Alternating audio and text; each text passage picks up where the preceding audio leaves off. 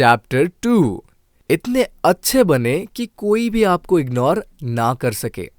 आमतौर पर कॉमनली दो तरह के माइंडसेट होते हैं, एक क्राफ्ट्समैन माइंडसेट एंड दूसरा passion mindset. Craftsman mindset clarity में रहता है कि आगे क्या करना है, जबकि पैशन माइंडसेट कंफ्यूजन क्रिएट करता है। क्राफ्ट माइंडसेट ये फोकस करता है कि आप अपने काम में कितनी वैल्यू दे रहे हैं, जबकि पैशनेट माइंडसेट ये सोचता है कि जॉब मुझे क्या ऑफर कर रही है, क्या मुझे इसमें कंफर्ट फील हो रहा है।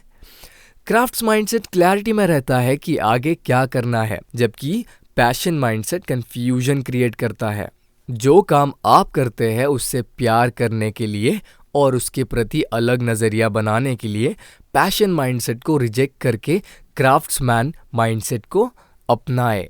रिसर्चर्स ने यह साबित किया है कि नियंत्रण बनाकर रखना या इसमें रहना खुश और मीनिंगफुल जीवन की चाबी है। ये बात वर्क प्लेस पर भी ठीक बैठती है, जहां कई नियंत्रण के संबंधित पिटफॉल्स होते हैं जिन्हें अवॉइड करने की जरूरत होती है। सबसे पहले हम ये अक्सर सोचते हैं कि नियंत्रण के बिना प्रोफेशनल कैपिटल यानी मार्केट की डिमांडिंग स्किल्स को पाया जा सकता है, जबकि ऐसा नहीं है।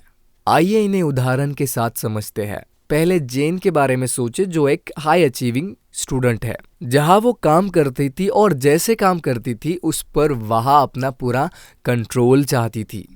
इसे पाने के लिए उन्होंने एक ट्रैवल ब्लॉग शुरू की ताकि अपने वर्ल्ड ट्रिप के सपने को पूरा करने के बारे में जानकारी हासिल करके उसे लोगों के साथ शेयर करे और ब्लॉग से पैसा कमाकर ट्रिप के लिए जोड़ सके। लेकिन जेन का ब्लॉग फेल हो गया क्योंकि उनके पास ब्लॉगिंग के बारे में प्रोफेशनल कैपिटल या जरूरी स्किल्स नहीं थी।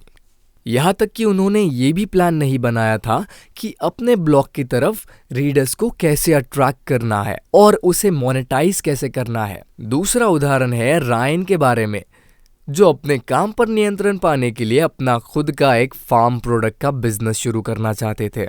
हालांकि उन्हें खेती के बारे में कोई एकेडमिक जानकारी नहीं थी, इसलिए बिजनेस शुरू करने से पहले उन्होंने फार्मिंग, फसल, उन्हें बेचने और प्रॉफिट कमाने के बारे में जरूरी प्रोफेशनल कैपिटल हासिल की और फिर अपने बिजनेस की शुरुआत की।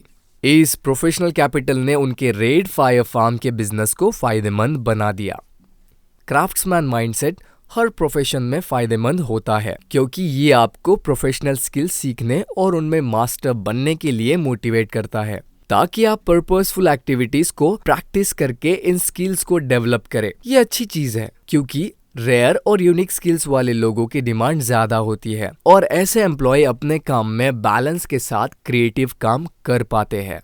इस तरह से काम करने के लिए सप्लाई और डिमांड मार्केट में अगर आप वैल्यूएबल और रेयर बनना चाहते हैं तो आपको रेयर, यूनिक और वैल्यूएबल स्किल्स डेवलप करने की जरूरत है। ये स्किल्स ही करियर कैपिटल कहलाती है। ये ऐसी स्किल्स है जो दूसरे से आपको अलग बनाती है। प्रोफेशनल कैपिटल के इंपॉर्टेंस को समझने के लिए आइए लॉरा का एग्जाम्पल लेते हैं। लॉरा पहले एक अकाउंटेंट थी। उन्होंने एक योगा सेंटर खोलने का रिस्क लिया। कुछ महीनों तक उनका सेंटर अच्छी तरह चला, लेकिन उसके बाद नुकसान होने लगा। लॉरा को अकाउंटिंग फील्ड का अच्छा एक्सपीरियंस था, लेकिन योगा के बारे में कैपिटल एक्सपीरियंस नहीं था। इसीलिए वो उस सेंटर में आने वाले चैलेंजेस को हैंडल नहीं कर पाई और अंत में घाटे में योगा सेंटर बंद पड़ गया। तो आप कैसे करियर कैपिटल रिस्क डेवलप कर सकते हैं ताकि लॉरा जैसी गलती करने से बच सके? इसके लिए आप क्राफ्ट्समैन माइंडसेट के साथ आगे बढ़े। यह आपको अपने काम को बेहतर करने के लिए मोटिवेट करता है। इसे एलेक्स की कहानी से अच्छी तरह समझा जा सकता है। एलेक्स एक टीवी राइटर थे। रोज की तरह वो अपनी जॉब को कर रहे थे। इन्हें लगा कि ड्रामा के लिए राइटिंग करना उनका पैशन है। ऐसे में उन्होंने क्राफ्ट्समैन माइंडसेट के साथ सोचा। सीधे जॉब छोड़कर ड्रामा राइटिंग शुरू करने के बजाय उन्होंने अपनी जॉब के साथ में बचे हुए समय में ड्रामा राइटर बनने के लिए पहले अपने करियर कैपिटल को डेवलप करने का फैसला लिया। उन्होंने ड्रामा के साथ कुछ डेमो स्क्रिप्ट्स अरेंज किए। उनसे आइडिया लेकर अपनी स्क्रिप्ट लिखना शुरू कर दिया। वो स्क्रिप्ट्स लिखते और अपने कलीग से उसका फीडबैक देने को कहते और अगले कुछ महीनों तक ऐसा करते रहे। इस तरह महीनों की लगातार प्रैक्टिस के बाद वो ड्रामा राइटिंग में अच्छा परफॉर्म करने लगे, यानी उन्होंने अपने करियर कैपिटल बना ली। इम्पैक्ट एक ज़रूरी फैक्टर में से एक है।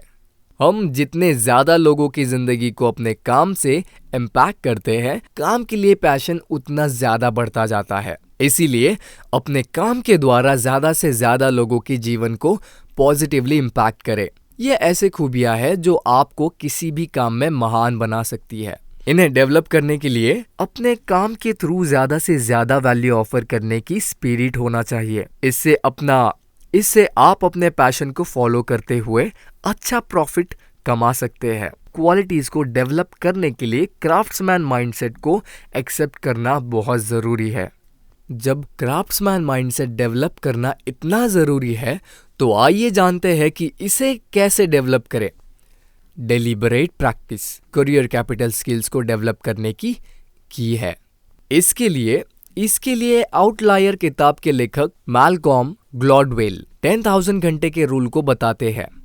एज पर दिस बुक, किसी भी स्किल्स में मास्टर करने के लिए 10,000 घंटे की प्रैक्टिस जरूरी होती है।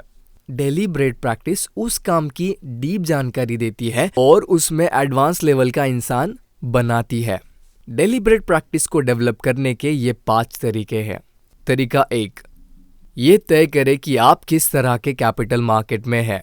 2 तरह की कैपिटल मार्केट होती है, winner take all and second auction. Winner take all script writing, blogging आदि है, जहां स्किल्स जैसे राइटिंग एबिलिटी की जरूरत होती है, जहां डिमांड कम होती है और सप्लाई ज्यादा। इसीलिए एक ही पोस्ट के लिए कई लोग आपस में compete करते हैं, जबकि ऑक्शन में इंसान मार्केट की डिमांड को देखते हुए उसके अनुसार सप्लाई करता है। उदाहरण के लिए, एग्जाम्पल के लिए, गूगल ने लोगों की ज़रूरत को समझते हुए यूट्यूब कंपनी को एक्वायर किया और सबके लिए फ्री वीडियोस अपलोड प्लेटफॉर्म बना दिया। इससे लोगों को वैल्यू मिलने लगी और गूगल प्रॉफिट कमाने लगा। तरीका 2, अपने कैपिटल टाइप का पता लगाएं। अपने कैपिटल मार्केट को आइडेंटिफाई करने के बाद इंश्योर करें कि डिमांड को पूरा करने के लिए किन स्किल्स की जरूरत है। तीसरा तरीका, अपने गुड गोल को परिभाषित करें। अपने गुड गोल के बारे में क्लियर रहे। राइटर के लिए उनका गुड गोल राइटिंग क्वालिटी को अच्छा बनाने के लिए सीरियसली काम करना हो सकता है। चौथा तरीका, स्ट्रेच करें और ग्रो करें। अपनी चुनी हुई स्किल्स को तय करने के बाद उसके लिए डेलिब्रेट प्रैक्टिस करना शुरू कर दे। ऐसा करने से आप अपने कंफर्ट जोन से बाहर निकलकर कुछ समय की प्रैक्टिस के बाद शायद लग सकता है कि मैं अच्छा प्रैक्टिस कर रहा हूँ। ऐसे में फीडबैक जरूर लेते रहे ताकि अपनी ग्रोथ की एक्चुअल जानकारी मिलती रहे। 5वां तरीका, धैर्य रखें। धैर्य रखें कि स्किल्स को एक्वायर करना एक दिन का काम नहीं है। इसके लिए लगातार कई महीनों की कंसिस्टेंट मेहनत की जरूरत है। इसीलिए अपने काम में एक्सीलेंट बनने तक धैर्य बनाए रखें। जो लोग पैशन माइंडसेट के होते हैं, वो इस तरीके से सवाल का जवाब ढूंढने में लगे रहते हैं, मैं सच में क्या चाहता हूँ। इसका मतलब वो हमेशा बैक ऑफ माइंड ये सोचते हैं कि क्या जो काम मैं कर रहा हूँ वो ठीक है। वो ये मानते हैं कि उनके काम को उन्हें खुश और सैटिस्फाई महसूस करवाना चाहिए और अक्सर उन चीज़ों पर ध्यान देते हैं जो अपने काम में पसंद नहीं करते। इसका परिणाम ये होता है कि उनका सेटिस्फैक्शन लेवल कम होने लगता है।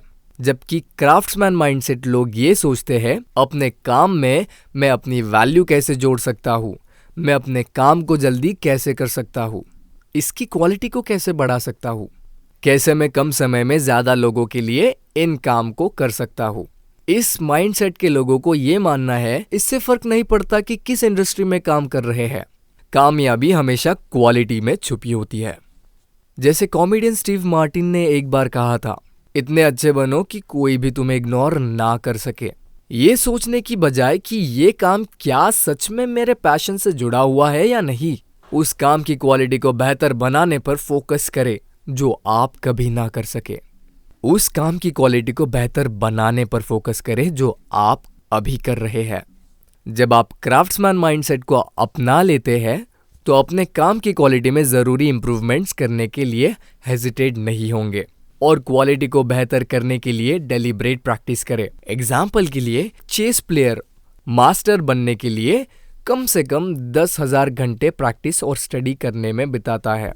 एक बार जब उस मास्टर लेवल पर पहुंच जाता है तो उस टॉप लेवल के अनुसार क्वालिटी को बेहतर बनाने के लिए प्रैक्टिस करता रहता है और सीखता रहता है।